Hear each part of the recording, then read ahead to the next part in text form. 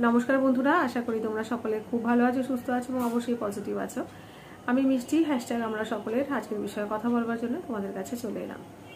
তো ভিডিও শুরু করবার আগে বলি যে আজ আমাদের মধুমিতা আমাদের সকলের খুব প্রিয়, আমাদের সকলের খুব আদরের বন্ধু মধুমিতার মনের কথা চ্যানেলের মধু, আজকে ওর শুভ জন্মদিন। তো মধুমিতাকে জন্মদিনের অনেক অনেক শুভেচ্ছা, শুভকামনা এবং প্রাণভরা ভালোবাসা জানাই যে মধু তুই খুব ভালো থাক, সুস্থ থাক, সবসময় আনন্দে থাক এবং অন্যের হাসির কারণ হ। তুই তো সবসময় মানে নিজের থেকেও বেশি অন্যদের জন্য বাঁচিস, সবাইকে সবার মানে সুবিধা অসুবিধা মানে কারোর অসুবিধা শুনলে তুই চুপ করে বসে থাকতে পারিস না, ঝাঁপিয়ে পড়িস সেখানে গিয়ে।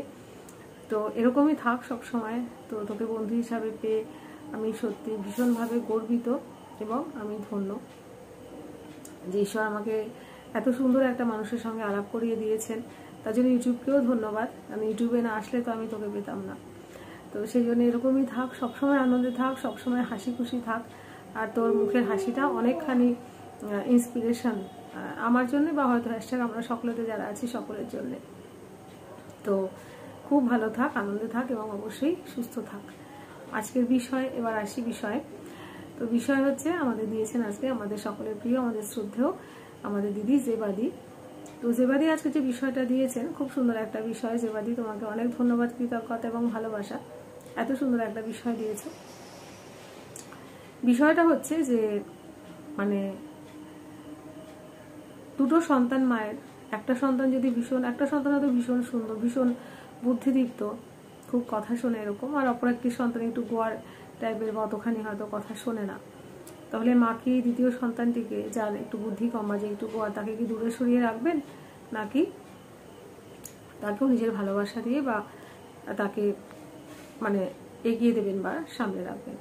এরকমই বিষয়টা। মানে আমি পুরো লাইন বাই লাইন বলতে পারলাম না, একটু বড় যেহেতু। তো বিষয়টা হচ্ছে এরকমই। তো আমার যেটা বলার সেটা হচ্ছে যে মা তো হচ্ছে ঈশ্বরের মানে প্রতিনিধি। ঈশ্বর পৃথিবীতে আসতে পারেন না বা ঈশ্বর তো সকলের কাছে এরকমভাবে তো প্রত্যেকের কাছে তার পক্ষে হয়তো সেইভাবে ফিজিক্যালি যাওয়া তো সম্ভব নয়। তো সেই জন্যে মা নামের একজন ব্যক্তিকে আমাদের কাছে পাঠান, বা আমাদের জন্মের আগে থেকেই আমরা যার কাছে থাকি, যার শরীরে বেড়ে উঠি এবং তারপর সে শত কষ্ট সহ্য করেও হাসি মুখে আমাদেরকে পৃথিবীতে নিয়ে আসেন, আমাদের পৃথিবীর আলো দেখান। এটাই হচ্ছে মা, যার কাছে সব কিছু সুন্দর। মা সঙ্গে আছে মানে সবটা সুন্দর, এরকম আর কি। আমার মনে হয় সেই মায়ের কাছে তার প্রতিটা সন্তান, দুটি সন্তান কেন, তার সাথে অনেকগুলো সন্তান থাকে, আমার মনে হয় মায়ের কাছে প্রত্যেকটি সন্তানই সমান।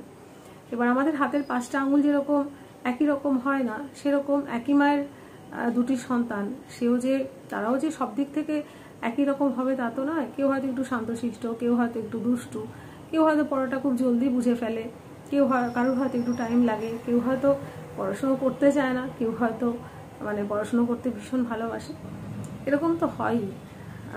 কিন্তু তার মানে আমার মনে হয় না এরকম যে মায়ের নজরে দুজন দুরকম, যে ও বেশি ভালো বা ও কম ভালো, এরকম হয়তো না। যে শান্তশিষ্ট তার পেছনে হয়তো মাকে অতখানি সময় বা অতটা পরিশ্রম হয়তো দিতে হয় না, কারণ তাকে হয়তো একটু বললেই সে করে, একটু বোঝালেই সে বোঝে। কিন্তু যে একটুখানি কমজোরি, যে একটুখানি দুর্বল বা যে একটুখানি গোয়ার, আমার মনে হয় যে মায়ের হয়তো তার দিকে দৃষ্টিটা বেশি থাকা উচিত, বা মায়েদের হয়তো তার দিকে দৃষ্টিটা বেশি থাকে যে আমার এই সন্তানটা একটু কমজোরি বা এখানে তার প্রবলেম আছে, আমি তাকে হাত ধরে শিখিয়ে তাকে এগিয়ে দিই। আমার মনে হয় মায়েদের সেটাই করা দরকার, যে ও কমজোরি বা ওইটা পারছে না মানে ওকে আর দেখবো না, যে ভালো শুধুমাত্র তার দিকে ধ্যান দেবো, তার দিকে কনসেন্ট্রেশনটা দেবো, আমার মনে হয় সেটা ঠিক নয়। বা মায়েরা কি সেরকম করেন? আমার মনে হয় করেন না। তবে ব্যতিক্রম তো অবশ্যই সব ক্ষেত্রেই আছে। আমরা যেরকম আমার তো একটি সন্তান, এখানে আমি তো তুলনামূলক কোনো কিছু বলতে পারলাম না। তবে আমরা দুই বোন, আমরা যখন ছোট থেকে বড় হয়েছি, বেড়ে উঠেছি আস্তে আস্তে মায়ের হাত ধরে, আমি কিন্তু মানে আমরা দুজনেই সমান আমরা অ্যাটেনশন পেয়েছি, সমান ভালোবাসা পেয়েছি। এবং সেখানে কিন্তু কোনো হয় না ও একটু বেশি ভালো, ও একটু কম ভালো, এরকম কোনো কিছু। মা কিন্তু দুজনকেই সমান আদরে বড় করে তুলেছেন, বা এখনো পর্যন্ত যে ওর জন্য এটা বেশি ওর জন্য ওটা কম সেরকম কিন্তু কখনো নয়। তো ওই জন্যে মানে এরকম দৃষ্টান্ত আমার কাছে মানে আমার চেনা জানার মধ্যে খুব একটা নেই। তবে হ্যাঁ, এরকম অনেক শুনেছি যে মায়েরাও নাকি সন্তানদের মধ্যে ভেদ বিভেদ করেন, যে যে সন্তান হয়তো দেখা যায় পরবর্তী সময় যে হয়তো একটু রোজগার বেশি করে আর কি, তার দিকে মায়ের অ্যাটেনশনটা বা মায়ের হয়তো ওই দিকেই বেশি টানটা থাকে যে ওই সন্তান আমাকে দেবে বা ওই সন্তান আমাকে দেখবে বা ওই সন্তানের কাছ থেকে আমি এটা পেতে পারি। আর যে সন্তানটা হয়তো একটু কম জরুরি, যার কাছে হয়তো অতটা নেই, মায়ের নাকি সেদিকে মানে সেরকমভাবে ভালোবাসাটা থাকে না, তখন ভালোবাসাটা নাকি এরকমভাবে ডিভাইড হয়ে যায়। এটা সত্যি কথা খুবই দুঃখজনক বা এরকম তো কাম্যও নয়। আমি আগে যেহেতু বললাম যে ব্যতিক্রম সব ক্ষেত্রেই আছে। তো আমার যেটা মনে হয় ব্যক্তিগতভাবে, বা আমি যদি ওরকম জায়গায় নিজেকে দাঁড় করাই, আমি সেখানে কি করতাম যদি ভাবি, তাহলে আমি হয়তো এটাই করতাম যে অলরেডি এগিয়ে গেছে, যে হয়তো ঈশ্বরের কৃপা দৃষ্টি অলরেডি পেয়েছে বা যার উপর হয়তো ঈশ্বরের কৃপা আগে থেকেই আছে, সে তো নিজেরটা নিজে সুন্দর করে গুছিয়ে নিয়েছে, করে নিয়েছে একটা সময় পর।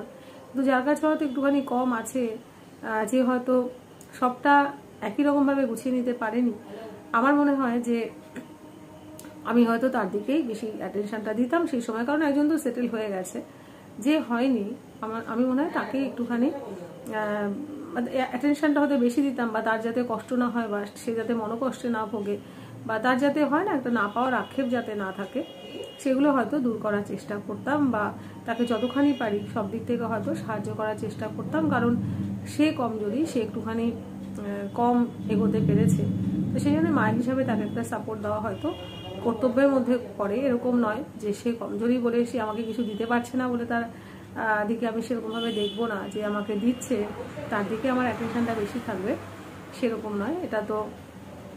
এটাতে হয়তো ঈশ্বরের চোখেও হয়তো মায়ের স্থানটা একটুখানি ডগমগ হয়ে যায়। কারণ মায়ের যে চারিত্রিক বৈশিষ্ট্যগুলো থাকে সেগুলোর মধ্যে কিন্তু এটা আসে না। সামর্থ্য মতো চেষ্টা করা, কারণ বলে না সন্তান যতই বড় হয়ে যাক না কেন, মায়ের দায়িত্ব কিন্তু কখনো কমে না। মায়ের যে তাদেরকে নিয়ে একটা চিন্তা, একটা আকুলতা, বা তাদের দেখতে না পেলে, তাদের আওয়াজ শুনতে না পারলে যে একটা ব্যাকুল হয়, এটা কিন্তু মায়ের সারা জীবন ধরে থাকে। তো সেই জন্যে মায়ের কাছে তো সন্তান সবসময় ছোট, এটাই জানি। আর মায়ের দায়িত্ব কিন্তু সারা জীবনের জন্যই থেকে যায়, সেটা যেরকমই দায়িত্ব হোক না কেন। তো আমার এরকমই মনে হয় যে একটুখানি কমজোরি তাকে হাত ধরে এগিয়ে দেওয়াটা বেশি ইম্পর্টেন্ট। কারণ কি বলবো, যে সবসময় যে সবাই একই রকমভাবে করতে পারবে, সবার মধ্যে যে একই রকমের ইন্টেলিজেন্স থাকবে সেরকম তো না, সবাই যে একই রকমভাবে ওয়াইজ হতে পারবে সেরকমও নয়। তো সেই জন্যে যে কিছু কর্মেরও ব্যাপার থাকে, তো সেই কারণে মায়ের আশীর্বাদ যদি থাকে বা মা যদি হাতটা ধরে থাকে, তাহলে অনেক খারাপ কর্মও কিন্তু কেটে যায়, যেরকম মনে হয়।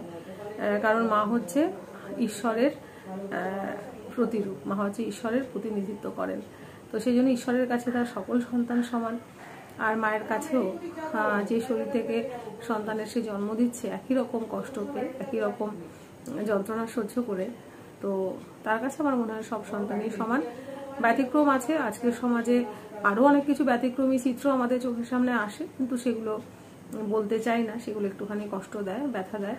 তো সেই জন্য সেগুলো বলতেই পারবো না যে কি বলবো, মা তার সন্তানকে ছেড়ে দিয়ে চলে যাচ্ছে, মা তার নিজের সুখের জন্য তার সন্তানকে পৃথিবী থেকে সরিয়ে দিচ্ছে, মানে এরকম নানান কিছু। তো এগুলো তো আমার মনে হয় না এগুলো মায়ের চারিত্রিক বৈশিষ্ট্য তো এরকম হয় না। যাই হোক, আমার তো জাজমেন্টাল হওয়া সাজে না, আমি জাজমেন্টাল হই না। তবে এই ঘটনাগুলো সত্যি রিসেন্টলি অনেক ঘটনা এরকম ঘটেছে, বা আগেও ঘটতো, এখন আমরা জানি বেশি, আমাদের চোখের সামনে আসে বেশি। এরকম ঘটনাগুলো সত্যি খুব কষ্ট দেয়, ব্যথা দেয়, যে একটা প্রাণ তার এরকমভাবে নষ্ট হয়ে যাচ্ছে। তো সেই জন্যে এখন ব্যতিক্রমী চিত্র অনেক থাকে, কিন্তু মায়ের যেটা আমার যেটা মনে হয় যে একটুখানি কমজোরি, তাকেও মা সমান নজরেই দেখবেন এবং তাকে হাতটা ধরে এগিয়ে দেবেন, যে যাতে সেও একটা জায়গায় দাঁড়াতে পারে এবং তার কষ্ট যতটা লাঘব করা যায় আর কি। তাকে সরিয়ে দেওয়া যে তুমি আমার কোনো প্রয়োজনে কাজে আসছো না, এরকম মানসিকতা আমার মনে হয় না, বা হওয়াটা ঠিকও নয়। তো আমি এরকমভাবেই বললাম সেবাদি, তুমি যদি শোনো তাহলে বলো। আর তোমরা সকলে শুনে জানিও। তো আজকের মতো এতটুকুই রইলো। তোমরা সবাই খুব ভালো থেকো, সুস্থ থেকো। আবার আসবো পরবর্তী কোনো বিষয়। ততক্ষণের জন্য বাই, গুড নাইট।